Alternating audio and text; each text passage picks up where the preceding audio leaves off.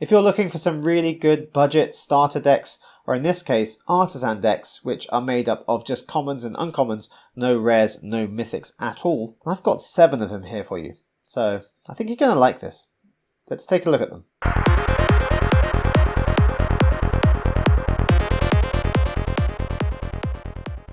Welcome back to Game School Dad with me, Martin. Today we're looking at these 7 Artisan decks for Brothers War Standard. We're going to look at all 7 of the decks, go through the cards that are in them. We're not going to include gameplay in this video because what I'm going to do is I'm going to have a separate video for each one, going through the gameplay and then going through how I would upgrade that deck if I were to add some rares or mythics to it. So this is just the pure Artisan version. The other videos will include some rares and mythics, so they're not Artisan but still budget friendly. And we've got a wide range of colours here to suit whatever your playstyle is. So we have basically everything represented at least twice. So let's jump into the first deck. The first deck is Dimir Artisan, which is a zombie based deck. There are some really good zombie cards that are rares and mythics. We don't have any of those, but we have quite a lot with the commons and uncommons here. Let's rearrange the cards to categorize them a little bit easier. Okay, so we spread them out a little bit more to have a look at the separate categories. First of all, we have our main creatures. We have 4 of each of these. These are the Undead Butler, which is a 1/2, which can mill some cards, and when it dies, you can return a creature card from the graveyard to your hand. We have Bladestitched Skaab, which will give other zombies you control +1/+0, and it's a 2/3 zombie in itself. Falcon Abomination is a flying 2/2 zombie that will make a 2/2 decayed zombie when it enters the battlefield. Then decayed means that once it attacks, it will sacrifice itself and die. So we only get to attack with it once if we're using it to attack. But it's not just a 2/2 if we have Bladestitched Skaab out because it will be stronger. We have Archghoul of Thraben. Now this is the one that really makes this deck work. Whenever this creature or another zombie we control dies, look at the top card of your library. If it's a zombie card, you may reveal it and put it into your hand. And if you don't put it into your hand, you may put it into the graveyard. So whenever a zombie dies, we can basically take a zombie card off our deck or put something else in the graveyard. Now we have decayed zombies. So the zombies will die automatically, which means we will be able to look for more zombie cards. And it's not non-token zombies. Quite often it will say like when a non-token creature dies, because this zombie here is a token, this 2/2, but this includes token zombies as well. So when the token zombie dies, Archghoul of Thraben will trigger, and also if we have more than one out, it will trigger more than once. We have Fell Stinger, which is a nice 3/2 Death Touch zombie scorpion, which can exploit when it enters the battlefield, and exploit means you can sacrifice another creature. So we can sacrifice one of our token zombies if we don't want to attack with it. And then our Fell Stinger will also give us the ability to draw some cards, and we'll lose some life if we do it. If we really want to, the opponent might be on 2 life, we can kill them with this. It's very unlikely they're on 2 life, but at some point that might happen, so it's nice to have that flexibility. But either way, we can draw some cards. We have Infernal Grasp as our main removal, which means we'll lose 2 life if we kill something, but we can pretty much kill anything with it, so it's pretty versatile.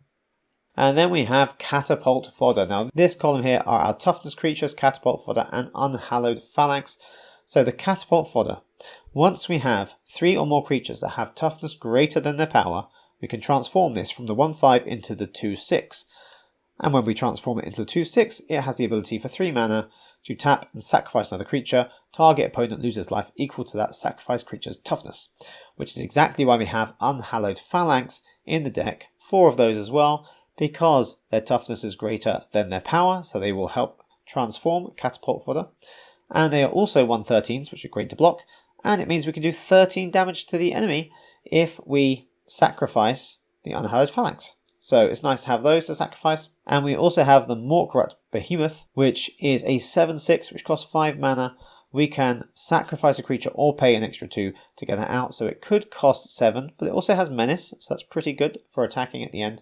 We only have 2 of these because we don't want to draw early on. We want to make sure we have something to sacrifice or we have enough mana to pay for it. And we also have 4 copies of Ghoulish Procession. Now, Ghoulish Procession, whenever 1 or more non-token creatures die, that's our creatures or the opponent's creatures, we create a 2/2 black zombie creature token with Decayed. It only happens once per turn. We can kill something of the enemies, we can block and let one of our other creatures die, and we can create at least one, depending on how many Ghoulish Procession enchantment cards we have out. We can make one zombie token for each of those. So we can flood the board with lots of Decayed zombie tokens. We can attack with them if we maybe boost their power. We can let them die one by one, and then we can draw more zombie cards from our deck. And in this deck we only have 22 lands. Which I think works pretty well considering most of our creatures come out on 2 or 3. Even the Catapult Fodder is 3. The Unhallowed Phalanx can wait if it needs to. And the Behemoth will wait anyway. So 5 is the most we ever need to really cast anything, because we should always have something to sacrifice when we want the Behemoth to come out. And we're using the common 2-colour lands here to give us access to blue, to make sure we can cast our Falcon Abomination or our Bladestitched Skaab when we need to boost our other creatures and get something flying into the air. So the basic strategy for this one is to get your creatures out, get some Ghoulish Processions out, start killing some things of the enemies, make lots of tokens, and attack like crazy with these zombie tokens.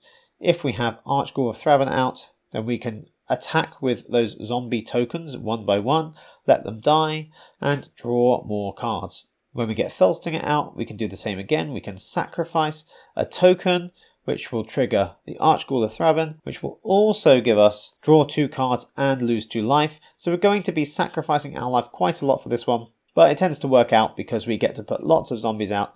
And if we get one of the Behemoths out, it's a 7/6 menace. We could boost its power with the Bladestitched Skaab, so it could be maybe an 11/6 at the most. So we can get some big things out, or we can just use Catapult Fodder when it turns into Catapult Captain to kill our own Phalanx and do 13 damage straight to the enemy's face. So that is the Zombie Dimir Artisan deck. Try it out if you want, let me know how it works for you. I will have a video going through gameplay for this deck coming out very soon. Our next deck is the Mono Green Artisan deck, which is, surprise surprise, a werewolf deck. Okay, so now we've categorized all of our cards here. Let's start with the creatures. We have 4 Snarling Wolf, which are a common, which are a 1/1 by themselves, but they can become a 3/3 until end of turn if we spend 2 mana on it. So it can be used defensively or offensively as a threat that we can boost to a 3/3 if we want to. We have my favourite Packsong Pup that starts as a 1/1, will get a +1/+1 counter on it at the beginning of combat on your turn, as long as you control another wolf or werewolf, and when it dies you'll gain life equal to its power, so it could get pretty big and gain you back some life at some point. We have Hound Tamer, which is a 3/3 human werewolf which has trample in itself and can put +1 counters on other creatures. It costs 4 mana, so it's quite a lot, but if we let it go to nighttime by not playing a spell on a turn, then the Hound Tamer will become the Untamed Pup, which will give all our other wolves and werewolves trample, which is great considering the other werewolves we have in this deck. And again, it still has the put +1 counter on target creature if we need it. We have a big Burly Breaker, which is a 6/5 Ward 1 werewolf on the daytime, and an 8/7 Ward 3 werewolf in the nighttime. So if we have Hound Tamer and turn to nighttime, we give all of our werewolves trample, and we suddenly have an 8/7 trample with Ward 3 that the opponent can't really do much about very easily. And to top it off, we also have Wolfkin Outcast, which is another werewolf, which does cost 6 mana to put out if we don't control another wolf or werewolf, but the chances are we will do, so it's only going to cost us 4 mana to get out this 5/4 in the daytime, or a 6/5 in the nighttime, which will allow us to draw a card whenever a wolf or werewolf of ours dies. So our main strategy here is get our werewolves out, grow them as big as we can, turn it to nighttime, and trample the enemy to death. And to help us do that, we have a few other tools here. We have Audacity, which is a great enchantment, very cheap from Brothers War, which will give a creature +2/+0 and give it trample. So if we don't have the Hound Tamer out, if we have a Burly Breaker by itself maybe, we can put Audacity on it, and it goes from, in the nighttime, an 8/7 Ward 3 to a 10/7 Ward 3 with trample. And whenever Audacity goes to the graveyard from the battlefield, we can draw another card as well. So if they do manage to kill our creature, then we get an extra card back. We have Tamiyo's Safekeeping, because this is a great instant for 1, which will give one of our creatures hexproof and indestructible till end of turn and gain us a little bit of life as well. So if they do try to kill one of our creatures that we don't want to die, we can put this out and we can save it. We have Blanchwood Armor, which is an enchantment which gives a creature +1/+1 for each forest we control. Now, depending on what turn we get this out or how many lands we have when we use the creature, it's going to have a pretty big boost here. It might have +5/+5, it might have +10/+10. So if we can give that trample, it's going to do lots of damage in one go. And we can stack these. So if we have 2 of them, we can put them on one creature. Maybe we put it on a Packsong Pup and we let it die and we gain loads of life. So Blanchwood Armor is a great enchantment there. We've got 4 of those. And we have 4 Howl of the Hunt, which is a flash enchantment aura. When it enters the battlefield, we can put it onto a wolf or werewolf, untap the creature, and give it +2/+2 and vigilance. So it's a nice little combat trick to save one of our creatures or maybe kill one of the opponents, and gives our creature vigilance from then on. So if we have a big creature like the Burly Breaker, we can give it vigilance, we can attack every turn, and we can keep it back for defending as well. And of course they stack because they're not legendary, so we could give an extra +2/+2 over and over again to creatures. But it's probably better to spread this out over different creatures if we can. Depends on what we have out. And then we have a little bit of removal here in Tail Swipe. Choose a target creature that we control and a target creature that we don't control, so one of the opponent's creatures. We can cast it during our main phase and give our creature +1/+1. But if we don't cast it in the main phase, it doesn't get that boost, but they do still fight each other. So it's a great way of getting rid of one of the opponent's creatures. We only have 4 of those in there because we're kind of more relying on being able to trample through their creatures rather than use instant tricks to get rid of them, but it's there if we need it. And we have 24 lands. We could possibly take some lands out of here, but I'm sticking with the basic 24 just to start with. If you play a deck like this and you find that you're drawing too many lands quite often, then you could take one out and maybe replace it with another Safekeeping or another Audacity or something else to help keep those creatures alive and give them trample a little bit easier. So that's the Mono Green Wolf Artisan deck. The gameplay video for this one is going to be coming out soon as well. So try it out, let me know what you think. Our next deck is the Selesnya Artisan deck, which is an enchantment deck. It's very similar to one of the big meta decks that's out there at the moment. It was very popular during Dominaria as well. Lots of the cards come from Kamigawa, so they've been around for a little while. But this version is missing all the rares that would make the deck work really well. But we're going to try and do the best we can without those rares. So let's reorganize the cards. Okay, so starting with our creatures, we have Generous Visitor, which is a 1/1 that can put +1/+1 counters on our creatures when we cast an enchantment spell, and we have quite a few of those. We have Spirited Companion, which is an enchantment spell, but it's also a creature that enters as a 1/1 and helps us draw a card. So we get a counter if we have a Generous Visitor. We get a card as well if we have a Spirited Companion coming out. We have Jukai Naturalist, which is a really important card in the deck. It's also an enchantment, so it triggers the Generous Visitor +1/+1 counter, and it gives enchantment spells that we cast 1 less in the cost. So Spirited Companion comes out for just 1 white rather than 1 and a white. And all of our other Saga cards here and our removal also are enchantments. We also have Skyblessed Samurai, which is a 7 mana 4/4 flying, which sounds really expensive, and this is not in the main meta deck that you'll see. But because it's an enchantment creature itself and it costs 1 less for each enchantment you control, if we have even just 3 Jukai Naturalists out, that's 3 enchantments, which will make it cost 3 less. But also their abilities will make all enchantments cost 1 less. And this is also an enchantment, so 3 of those means 3 less again, which means it'll actually only cost us 1 to get out this 4/4 flyer, which isn't too bad. So we have 3 of those. We don't want to cast them early on, so we want to make sure they come out later. We don't need to have 4, otherwise we'll end up with 2 or 3 in our opening hands, and we won't have anything to do with them. We could even possibly take this down to 2 and put another card in somewhere else, but it depends how it plays. Then we have a little bit of card draw here in Commune with Spirits. We can look at the top 4 cards of our library and reveal an enchantment or land card from among them and put it into our hand. Now, because the only cards that are not enchantments or lands are these 3 copies of Commune with Spirits and the Generous Visitor, this pretty much allows us to draw anything we like from the top of our library. If we need some lands, we've got lands. If we need an enchantment, we can take Saga, we can take removal, we can take creatures, we can take pretty much anything because everything's an enchantment. So we only have 3 of those. We could possibly bump it up to 4 because it's so useful in this deck, being able to draw almost anything. But at the moment we're on 3. And then we have the sagas. So, Era of Enlightenment will allow us to scry 2 on its first turn, gain 2 life on its second turn, and then on third turn become a first strike 2/2 human monk. So a 2/2 first strike isn't bad, considering it only costs us 2 to get out, and probably 1 if we have a Jukai Naturalist out. And being an enchantment, it also triggers Generous Visitor, so for every Generous Visitor we out, we're putting +1 counters on these creatures. And we have Reign of Truth, which will give a creature +1/+1 till end of turn for each artifact and or enchantment we control. We don't have any artifacts, but we have a whole load of enchantments. So we can give a creature +1/+1 for pretty much everything else we have out on the board, which could be +5/+5, it could be +10/+10. We could put it on our life-linking naturalist to boost our life up like crazy. We could put it on our flying creature if we can potentially fly over the opponent and hit them really hard.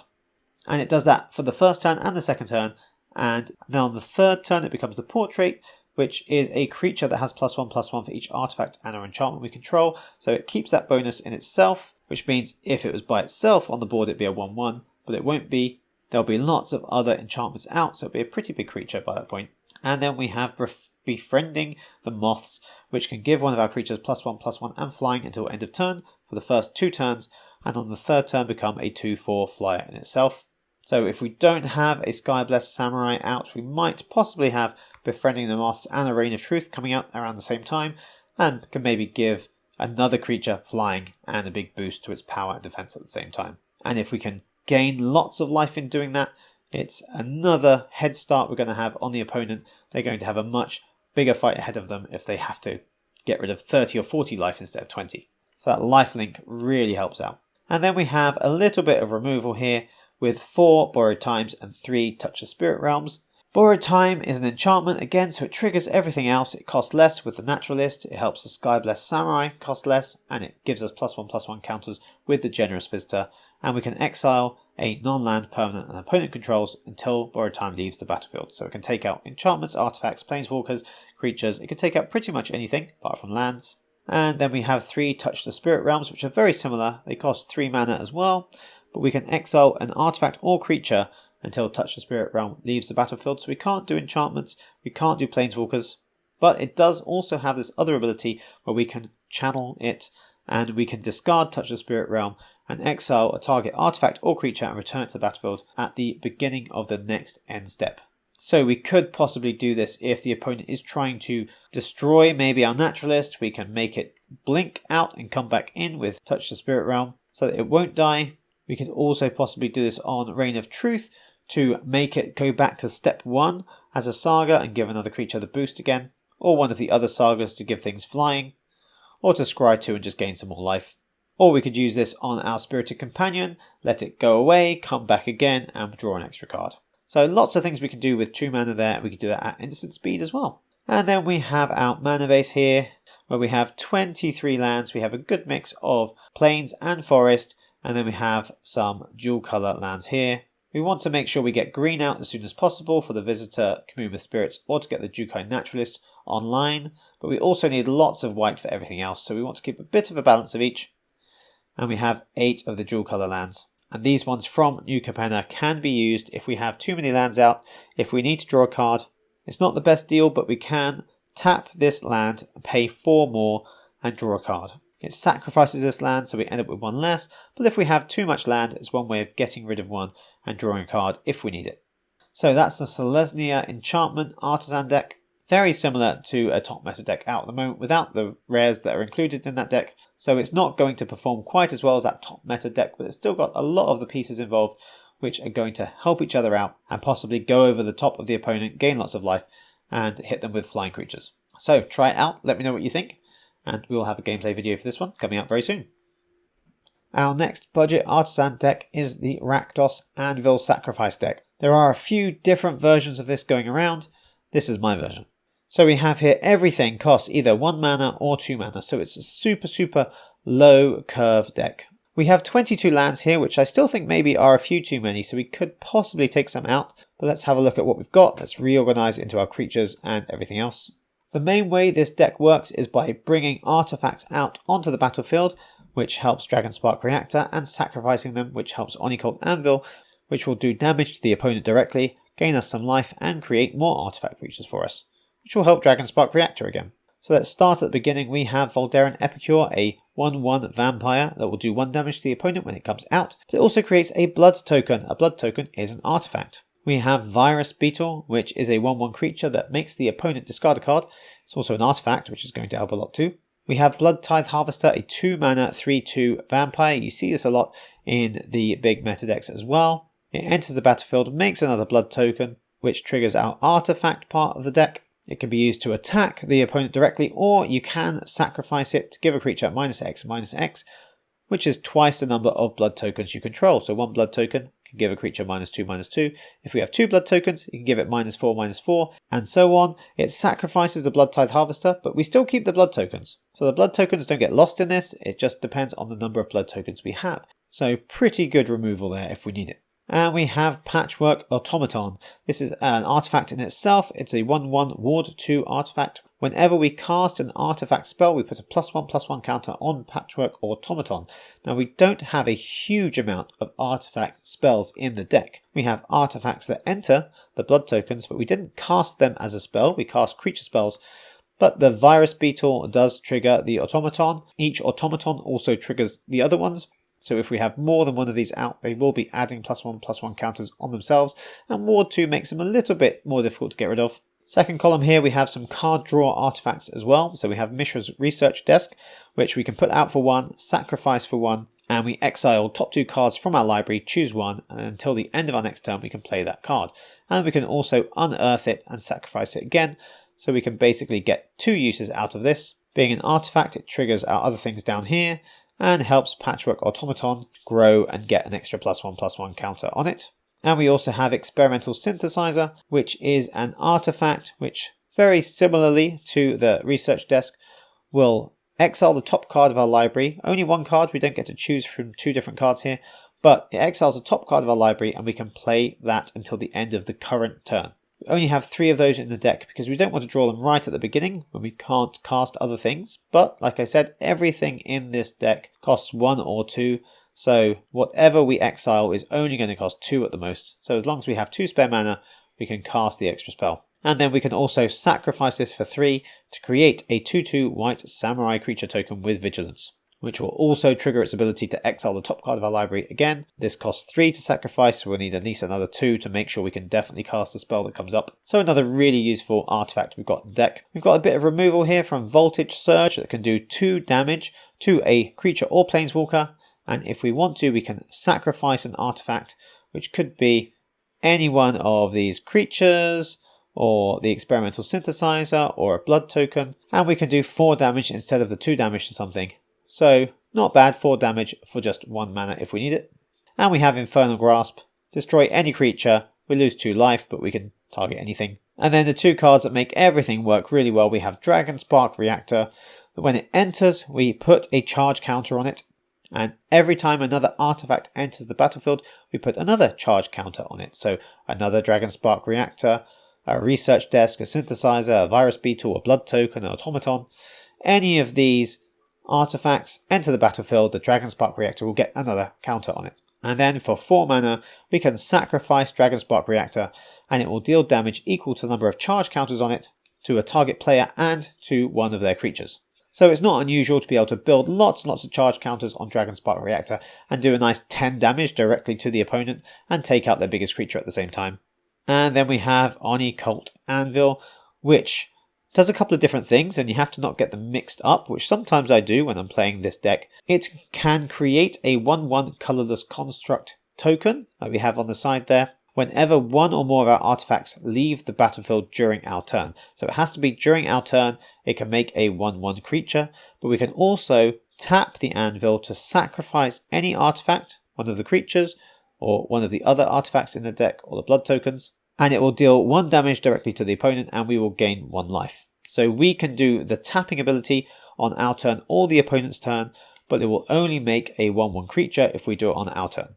And then if you have more than 1 anvil out, if you sacrifice an artifact on your turn, you will get an extra 1/1 artifact creature token for each anvil you have out. So if you have 4 anvils out, you can sacrifice 1 artifact and get 4 1/1 creatures back from it. So the main strategy for this deck is to disrupt the opponent with a bit of discard, a little bit of removal here in the Bloodtithe Harvester, the Voltage Surge and the Infernal Grasp, a little bit of card draw to try and bring out as many artifacts as we can to grow Dragonspark Reactor and trigger Onicult Anvil to do lots of damage directly to the opponent, and even drain them little bits at a time by sacrificing our own creatures. And then we have a mana base here of Swamps and Mountains.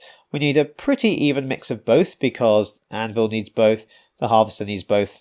But there's a slight tilt towards the red that we need because the Research Desk and the Automaton can take any colour, and we want to get Dragonspark Reactor out as soon as possible, and the Voldaren Epicure maybe on turn 1. So we want to make sure we have Mountains in a slight majority here. And then we have the 2-colour lands that gain life and the 2-colour lands that can be sacrificed to draw a card if we need it, if we have too many lands out on the battlefield and we just need to draw another card. So that is the Rakdos Anvil Sacrifice Artisan deck. Let me know what you think if you try that one out. If you try this version, gameplay video for this one coming out very soon. The next deck we have is the Mono Blue Artisan deck. Now this one, again, very similar to a Mono Blue meta deck we have out at the moment, but it doesn't have the Haughty Djinn, which is a rare, which is a flying creature that gains additional power for every instant or sorcery in our graveyard. But it does have a couple of things that work kind of similarly. Mainly the Tolarian Terror, which can come out really cheap later on if we have lots of instants and sorceries in our graveyard. It's a Ward 2, 5/5, it could cost as little as 1 mana to get out. So let's reorganise all our cards here and have a look at them one by one. Okay, so now we've reorganised the cards. We have on the left here, we have our creatures. We have Delver of Secrets, a 1/1 for 1 mana, which we can look at the top card of our library at the beginning of our upkeep, and if we have an instant or sorcery there, we can transform the 1/1 into a 3/2 flyer, which is pretty good for 1 mana. So we want to have as many instants and sorceries in the deck as possible to make sure this is more likely to trigger. So we have 4 of those.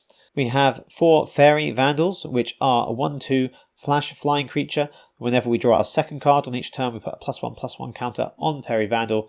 It's flash, so we can save it and do it on the opponent's turn if we want to.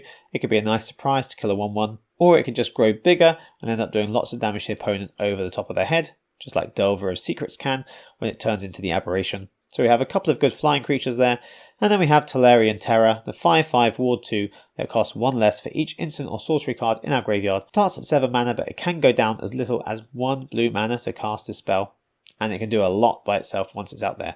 Great blocker. Really good for attacking, really hard to remove as well. Our next category here is our card draw pile. We have 4 Considers, which are an instant where we can look at the top card of our library and put the top card into our graveyard if we want, or we can leave it on top and then we draw a card. So the drawing an extra card on our turn will trigger Fairy Vandal, and being able to move the top card of our library might help Delver of Secrets transform into the Aberration, and also we could put an instant or sorcery into the graveyard to help Tolarian Terror get cheaper. We have Curate, which is the same as Consider, but surveils 2, so we can look at the top 2 cards of our library and put some into our graveyard if we want to, and then draw a card, which works basically the same. And then we have Thirst for Discovery, a 3 mana instant, where we draw 3 cards, discard 2 unless we discard a basic land card, in which case we just discard the 1 card. So again, we can put things into our graveyard to make things cheaper. We're drawing 3 cards that will trigger Fairy Vandal, and we can do that on the opponent's turn as well if we want to. The next pile we have here are some little tricks we have. We have Fading Hope, so we can send an opponent's creature back to their hand if we need to. We can scry 1, which will help us fix the top card of our deck to make it an instant or sorcery for Delver of Secrets, or we can just put land to the bottom if we don't need it. We have 3 copies of Shore Up that can give our creature +1/+1 and hexproof until end of turn and untap it, so we can attack with the creature and then put this on afterwards if needed to be able to use it to block. So that's one way of saving our creatures when the opponent tries to get rid of them. And we have Slip Out the Back, which is an instant. It gives us a +1/+1 counter on our creature and then it phases out. So if we have a board wipe or something, then we can make our creature disappear and come back in after everything's gone. The extra +1/+1 counter doesn't help either. Now we can also use this as a slight trick on the opponent if we need to, because if we have one really good blocker, we can make it phase out and we can attack past the blocker. So that's pretty useful. We can use it in both ways. And then we have a little bit of counter spell magic here. We have 1 copy of Make Disappear, which can counter a spell unless the opponent pays 2 extra mana. If we really want to, we can sacrifice one of our creatures to make the opponent have to pay 4 mana to cast their spell, and we do have a few creatures here. We might not want to sacrifice them, depending on what spell the opponent's trying to cast. Maybe we do need to. We have 2 copies of Negate, which are good for countering those removal spells or the board wipes. And we have Syncopate, which is a nice flexible counter spell where we can pay X and the opponent has to pay that much in order to cast the spell. So at the beginning, they might have to pay 1 extra. At the end, if we have lots of land out, the opponent might have to pay a lot extra to cast the spell. So pretty good counter spell there as well. And we have 22 lands because the majority of our things here are only going to cost us 1 or 2. Even the Tolarian Terror is not going to cost us more than probably 3 by the time we want to play it. So we don't really need any more lands than that. So that's the mono blue tempo Artisan deck. Let me know what you think of that one, and we'll have a gameplay video coming up very soon. Our next Artisan deck is the mono red Artisan deck, the mono red burn deck, which again you've probably seen quite a lot because it's one of the most popular decks in the meta at the moment. Most of all, you'll probably recognise the Monastery Swift Spear because they always have that on turn 1. So let's reorganise our cards and have a look at them in the categories. Okay, now that we've reorganised our cards here, we've got the Monastery Swift Spear, 4 copies of that, a 1/2 haste with Prowess. Prowess, whenever we cast a non-creature spell, it gets +1/+1 till end of turn. So we have lots of cheap spells as well. We have Dwarven Forge Chanter, which is a 2 mana, 1/3 with Prowess, but also Ward pay 2 life. So a little bit harder for the opponent to kill it, and if they have to pay 2 life, or in a mono red aggro style deck, if they're paying extra life, then I'm happy. So we have 2 copies of that as well. We have 4 copies of Electrostatic Infantry, which is a 1/2 with Trample that gets a +1/+1 counter whenever we cast an instant or sorcery, which is kind of like Prowess, and considering all our other cards are instants or sorceries, this always triggers as well. The benefit of this one over the Swift Spear or the Forge Chanter is that it doesn't get +1/+1 till end of turn, it gets a +1/+1 counter on it. So they stack and they last, and this creature can get pretty big, and it's got Trample as well.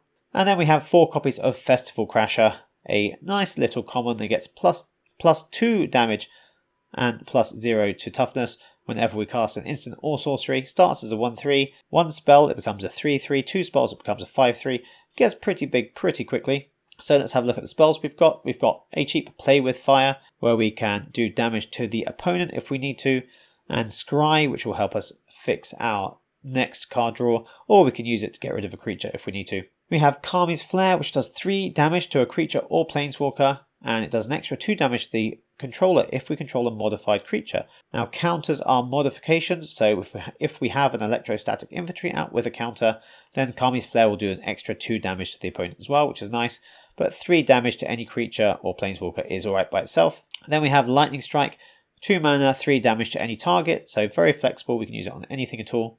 And we have Rending Flame, costs 3 mana, but it's a 5 damage to a target creature or planeswalker. So it can kill those big things like the Adeline, the Shieldreds, the big Flesh Gorgers if we need it. Also, if it happens to be a spirit, we do an extra 2 damage to the permanent's controller.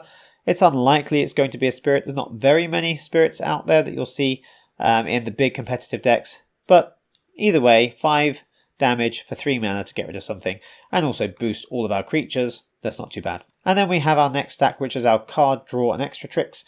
We have Ancestral Anger, which can give one of our creatures Trample, and +X+0, which is equal to the number of copies of Ancestral Anger we have in our graveyard. So to start with, it will give a creature +1/+0. Next time we cast Ancestral Anger, it will give it +2/+0. And Trample is pretty good for these creatures that get really big really quickly, especially the Festival Crasher, because it gets that +2 to its attack.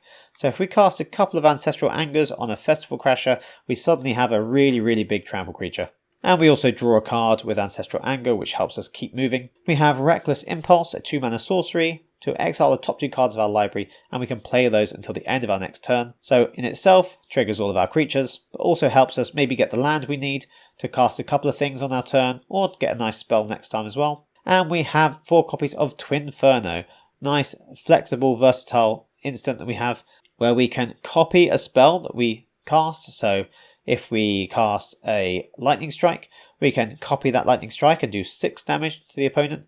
We could copy a Reckless Impulse and draw extra cards, or exile extra cards, and be able to play those to the end of our turn. Or we could even copy Ancestral Anger and give a few of our other creatures Trample as well. Or if we have Trample on an electrostatic infantry attacking, or a Festival Crasher that's got really big, then Twinferno could also give a creature double strike till end of turn. So imagine casting a couple of Ancestral Angers, a Twinferno. We could get Festival Crasher to do quite a lot of damage by itself with double strike and trample. So don't underestimate the little 1/3 here. It does a lot of damage by itself quite often. And that's all of our spells for the red deck. We have 22 lands, which again, we might be able to cut it down to 21 or 20 if we really want to. We might find that sometimes we're stuck on 1 or 2 lands and we can only do a couple of things. But all of our spells here cost 1 or 2, with the exception of 2 copies of Rending Flame that cost 3. So a nice quick Artisan deck there. Works pretty well. Again, kind of similar to the meta deck out at the moment. So let me know if you try that one out, what you think of it. And I'll have a video of that coming up very soon as well. And now we're on to our final Artisan deck. This is actually my favourite one, so I saved this one till last. This one can kill meta decks. Somehow. I don't know how it does it. I do know how it does it. I'll tell you how. So we have our main pieces, which are our defender creatures. We have defender creature here. We have defender creature here, and here, and here, and here. And Wingmantle Chaplain is the big one that does a lot for us. It creates a 1/1 bird creature token with flying for each creature we control that has defender, which is pretty much all of them. So we're going to make lots of little bird creature tokens. So let's reorganize the cards, and I'll go through them one by one. Okay, with our cards reorganized, we have our creatures on the left here. So we have all of our defender creatures. We have a Walking Bulwark, which is a 1 mana 0/3. You can pay 2 mana to allow it to attack. It can give something haste.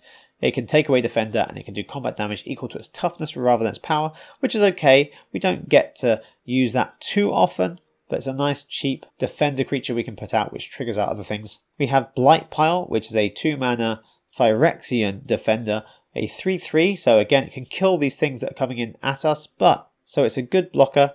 But it can also tap for 3 mana. Each opponent loses X life, where X is the number of creatures with defender we control. So if we have lots of defender creatures out, we can just drain the opponent using its ability. We have Gibbering Barricade, which is another defender, which is a 2/4 and has the ability of paying 3 mana to sacrifice a creature, gain 1 life, and draw a card.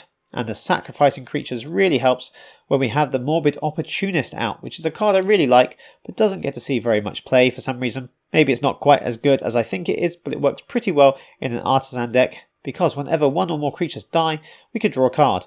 And this only triggers once each turn, but it can trigger on our turn and on the opponent's turn. So we can allow one of our creatures to die to draw some cards, or we can kill one of the opponent's creatures to draw some cards.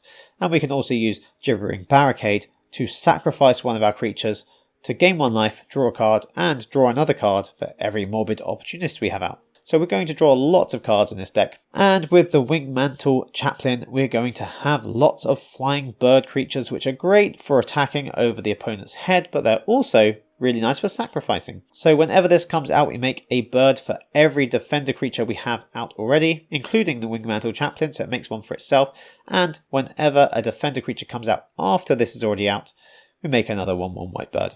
So we're going to keep making lots of bird tokens, defend on the ground, and attack through the air with the birds. And we also have Shield Wall Sentinel, a 4 mana 1/3 defender. When it enters, we can search our library for a creature card with defender, reveal it, put it into our hand, and then shuffle.